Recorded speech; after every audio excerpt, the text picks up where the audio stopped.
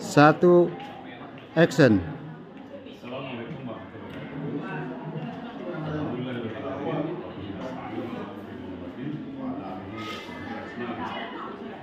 Alhamdulillah kita hari ini insyaallah akan menyampaikan terkait dengan laporan organisasi 3K dalam kompetensi pendidikan tersebut. Yang kami hormati Kepala Sekolah SMP Samarai, yang kami hormati Dewan Guru, dan biasa ini diberikan kesempatan insyaallah menyimak secara langsung tentang pemaparan laporan ini. Yang pertama, bagian pertama yaitu cover. Ini tertera dalam laporan orientasi pengenalan nilai lingkungan dan kabupaten Cirebon. Kami ada satu nama Iswan Fardi SPD, unit kerja SMP Negeri 1 Karanganyar.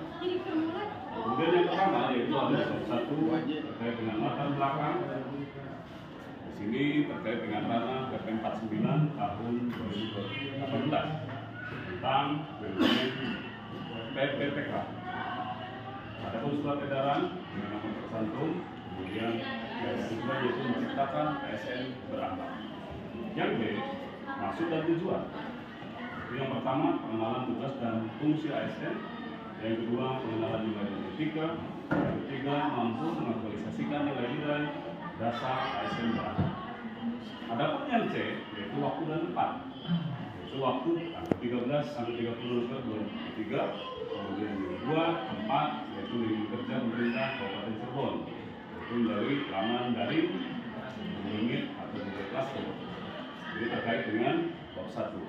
Kemudian bab 2 itu terkait dengan nilai dan etika pemerintah Kabupaten Cirebon.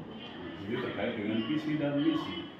Adapun visi dan misi, Bapak Ibu lihat bisa disampaikan di lalu kita masuk dalam B, yaitu struktur dan tata kerja SOTK pemerintah Kabupaten Cirebon. Yang di atas itu adalah terkait dengan SOTK pemerintah Kabupaten Cirebon. Kemudian yang C itu terkait dengan manajemen kepegawaian dan penilaian kerja PPPK. Adapun dasar hukum, definisi P3K yaitu terkait dengan Undang-Undang Nomor 5 Tahun 2014. Yang ketiga yaitu manajemen P3. Lanjut Bapak Ibu, yaitu bab 3. Penilaian dan etika organisasi perangkat daerah. Nah, yang pertama itu rencana strategi OPD Dinas Pendidikan Kabupaten Cirebon. Yang kedua itu peningkatan kualitas pembelajaran. Yang berikutnya itu poin B-nya bantuan pendanaan peserta didik. Yang ketiga yaitu A, penyediaan dan peningkatan mutu pendidikan dan tenaga pendidikan. Yang B, penggunaan sarana dan prasarana kelembagaan. Kemudian yaitu rencana strategi OPD. Nah, ini instansi kami yaitu SMP Negeri 1 Karanganyar. Yang pertama yaitu peningkatan mutu lulusan.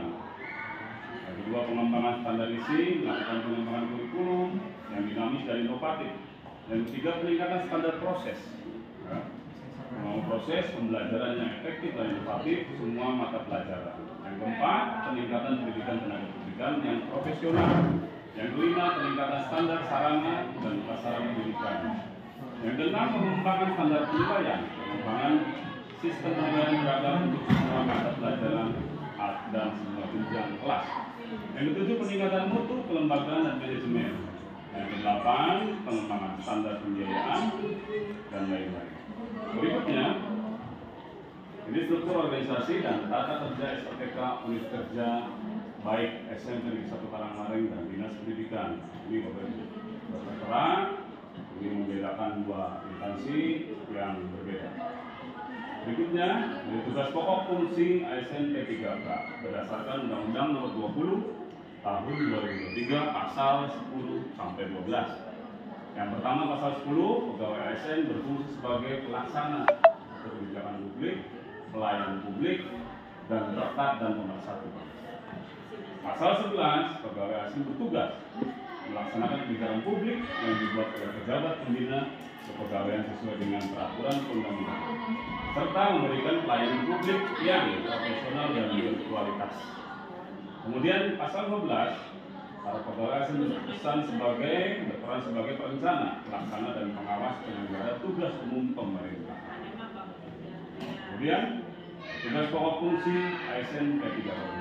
Yang A yaitu merencanakan pembelajaran atau pembimbingan. Yang B melaksanakan pembelajaran atau pembimbingan, menilai hasil pembelajaran atau pembimbingan. Kemudian D membimbing dan melatih peserta didik, serta yang terakhir melaksanakan tugas tambahan yang melekat pada pelaksanaan kegiatan pokok sesuai dengan beban kerja guru. Baik Bapak Ibu, ini tertera terkait dengan Undang-Undang Nomor 14 Tahun 2005. Nah, ini kita sudah masuk ke ranah keempat, yaitu rencana aksi perubahan yang akan insya Allah saya paparkan yang disesuaikan dengan materi pembelajaran kami, yaitu mata pelajaran PJOK. Ada isu permasalahan yang terkait di sini, yaitu yang pertama kurangnya tingkat pengetahuan siswa tentang pola hidup sehat.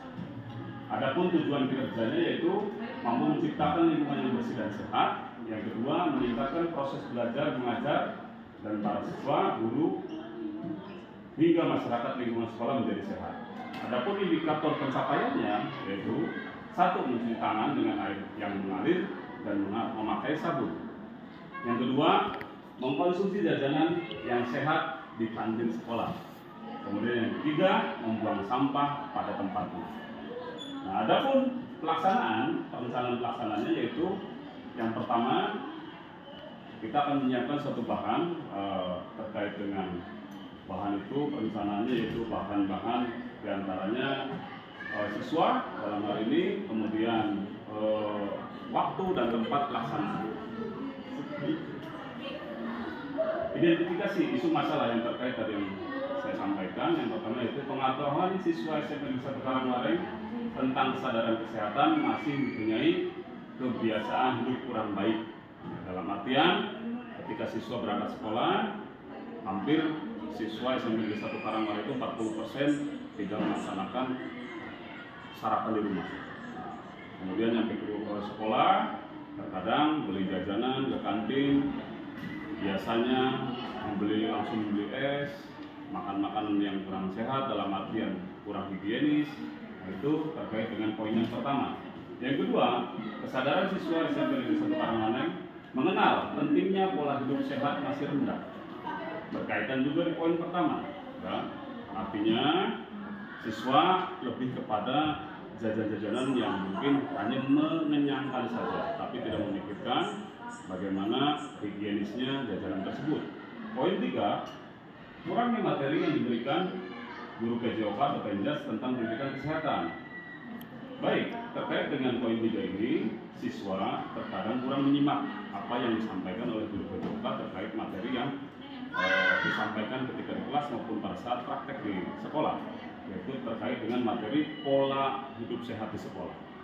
Yang keempat, belum diketahui tingkat pengetahuan siswa tentang pola hidup sehat SMP Negeri 1 Karangwareng Kabupaten Serpong. Nah, dalam hal ini kami menyelenggarakan perencanaan yaitu perubahan aksi kerja kami di tahun depan, tahun 2024, yaitu dengan mengambil tema pentingnya penerapan pola hidup sehat di sekolah. Baik, berikutnya ada pembinaan yang dasar dalam penerapan pola hidup sehat ini bagi siswa SMP 1 Karangwareng kami laksanakan. Tapi yang pertama terkait dengan poin pertama, mencuci tangan dan menggosok gigi dengan bersih. Poin A, dengan cara memberitahu, ya, mencuci tangan yang baik sebelum makan dan sesudah makan. Yang B, menyampaikan teknik menggosok gigi dengan baik dan benar sebanyak 2 kali sehari. Itu pun sudah kita kerjasama dengan pihak puskesmas terdekat terkait dengan penyampaian teknik menggosok gigi dengan baik. Yang kedua, makan makanan yang bergizi. Yang A, menganjurkan agar berhati-hati dalam memilih jajanan, makanan dan minuman, terutama pada saat jajan di kantin sekolah. Yang B, menghimbau siswa untuk mengonsumsi makanan yang seimbang. Terkait dengan makanan yang seimbang, terkait makanan yang mempunyai nilai gizi yang seimbang, yang baik buat kesehatan tubuh siswa tersebut. Untuk yang ketiga, menjaga kebersihan lingkungan sekolah. Poin ini itu lebih mengutamakan yaitu pada penerapan kebersihan, yaitu membuang sampah pada tempat yang tersedia. Yang B, mengadakan upaya kebersihan di ruangan kelas dan sekitar halaman sekolah. Dan poin keempat terakhir yaitu melakukan olahraga secara teratur, yaitu melalui pembinaan oleh guru UKS, para siswa melaksanakan senam kesegaran jasmani bersama, biasanya dilakukan pada saat hari Sabtu pagi. Mungkin itu yang saya sampaikan terkait dengan perencanaan aksi perubahan dalam ruang lingkup instansi pemerintahan Kabupaten Cirebon tahun 2023. Terima kasih atas perhatiannya. Wassalamualaikum warahmatullahi wabarakatuh. Waalaikumsalam warahmatullahi wabarakatuh.